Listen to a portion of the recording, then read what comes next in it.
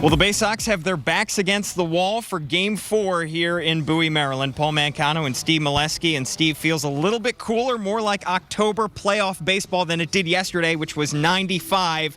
And the Bay Sox, they need a win tonight. They do, Paul, and it's a familiar situation to Bay Sox fans. 2015, when they won the Eastern League title, they lost Game 3 to Reading. We're down 1-2. Needed to win 2 in a row, must win, and they won them both by big margins. They got a lot of offense that time and won the Eastern League championship. They're one and only, so they're facing similar situation, same situation actually tonight, and got to find some offense here. Just 3 hits last night. Yeah, and 2 of those came from Cedric Mullins, who also had a walk-only RBI of the night. He had a great game for fans who might have lost a little bit of track of him since he came down to Bowie. He has been hitting for the Bay Sox. Another great performance last night from Alex Wells. He allowed those 2 runs. It's a shame he couldn't get the win last night. Alex Wells was really good. I mean, it's you look at pitchers who have big years on the Oriole farm, and I think I can put Alex Wells right up there because, let's face it, there were some scouts that doubted a guy throwing 88 to 90 would have these numbers at this level, that it would catch up to him. But he's added a slider, and in fact, he did it within this season.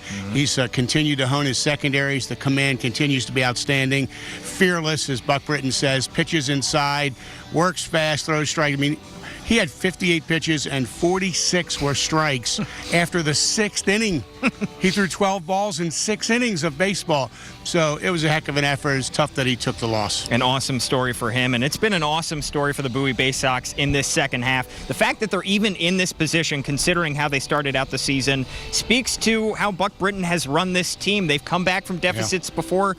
Gives it kind of the sense that they might be able to do it again tonight. I mean, the team's got a lot of character, so they're not going to roll over here. And, the one thing that has hurt Bowie a little bit, while Bowie did hit the Major League Rehab pitchers pretty well in this series, that enabled their regular pitchers, if you will, to not throw until Game 3. They threw one of their best pitchers, Clark Schmidt, last night. So their bullpen's very rested. And then Bowie, during the series, we found out Zach Lowther's going to the injured list, so it's the opposite. Bowie's kind of scrambling to get innings. Trenton's very well rested. So it's very much Trenton's edge right now.